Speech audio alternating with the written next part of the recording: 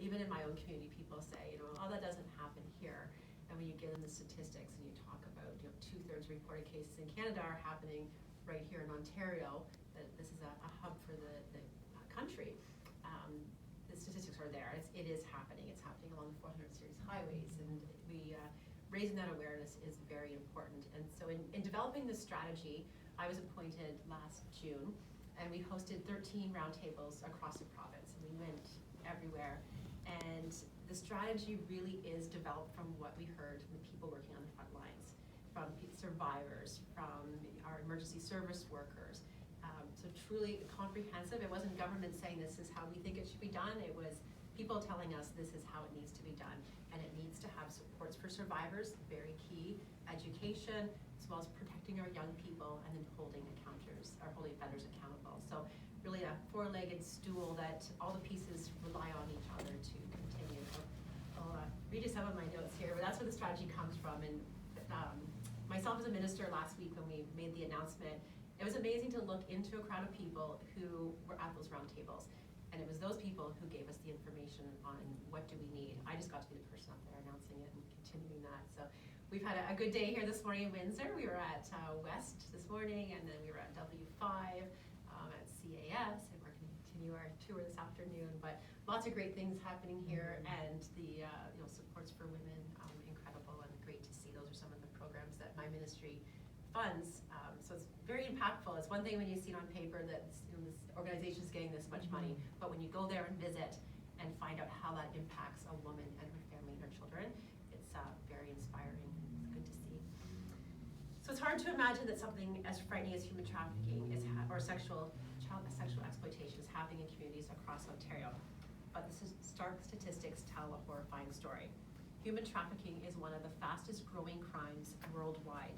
And as I said, approximately 2/3 reported cases are happening right here in Ontario, with just the average age of recruitment being 13 years old. This is simply unacceptable. I know we all feel this way. We need to be protecting our young women. And I'm here to tell you that our government will not tolerate it. Our government is proud to put forward a new and comprehensive anti-human trafficking strategy that reflects and builds on the valuable input that we heard from organizations and those on the front line. As I said, we heard from survivors, law enforcement personnel, frontline service providers, and Indigenous communities and organizations, among many others. Our new strategy will invest $307 million over 5 years. This is the largest total investment in anti-human trafficking services across the country that will support survivors while taking a real stance against criminals who are profiting from this crime. As we know, it's estimated that a victim can be worth up to $300,000 for their traffickers. So incredible.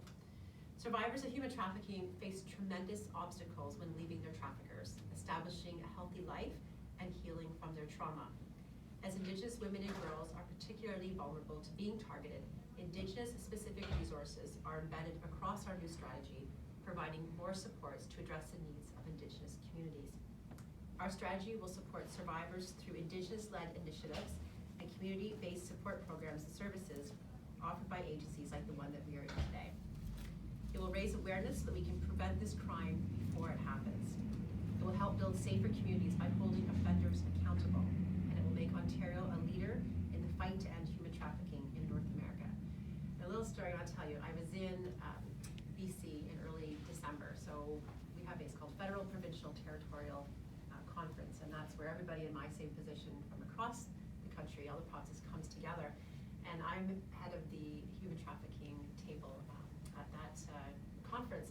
And so I was giving an update on what we were looking at in Ontario, the steps we were taking forward, and so many of my colleagues from across the country are saying it doesn't happen in our province, it's not happening here. That's Ontario's problem.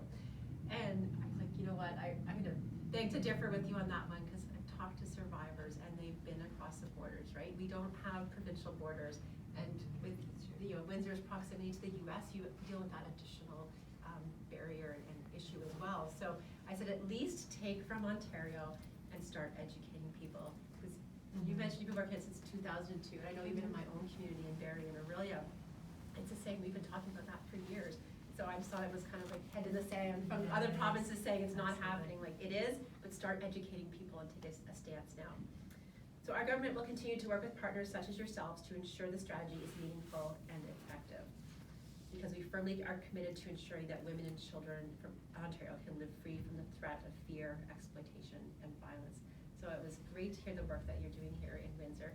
Absolutely incredible, and we need to continue across the province. And when I met with some of our stakeholders that came to round tables, it's great to see a lot of the sectors who are stepping up as well. Our Hotel and Motel Association are training their frontline workers. An organization called Truckers Against Trafficking.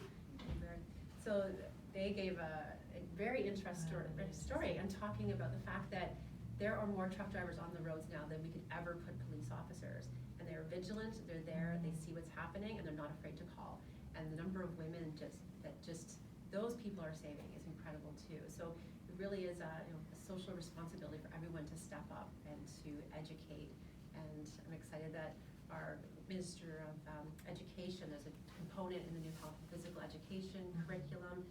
MTO is looking at how they can be doing more at truck stops with better lighting and security cameras. Ministry of Labor, it really touches on many different ministries. So it's a cross-ministry comprehensive strategy. So I'm excited to be the one out announcing it, and I just hope that the more we are talking about, the more we're educating the public to realize it's happening, signs to look for in our young people, and how we can better support them. Thank you for being here today.